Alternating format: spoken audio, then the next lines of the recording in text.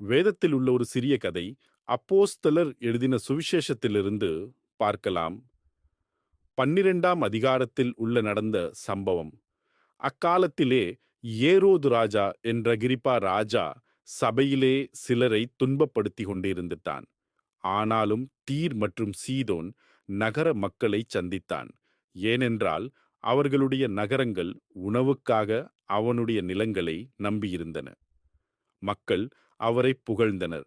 அது ஒரு மனிதனின் குரல் அல்ல, கடவுளின் குரல் என்றார்கள். ஏரோது அவர்களின் வழிபாட்டை ஏற்றுக்கொண்டார்.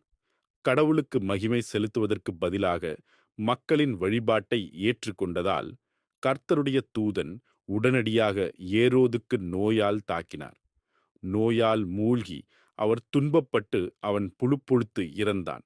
ஆனால் கடவுளின் வார்த்தை தொடர்ந்து பரவியது. பலர் நம்பினர். கடவுளின் வார்த்தை பலருக்கு புதிய நம்பிக்கையை கொண்டு வந்தது. நம்மளுடைய வேதம் சொல்லுகிறது, நீதிமொழிகள் 16:18 அழிவுக்கு முன்னானது அகந்தை, விழுதலுக்கு முன்னானது மனமேட்டிமை.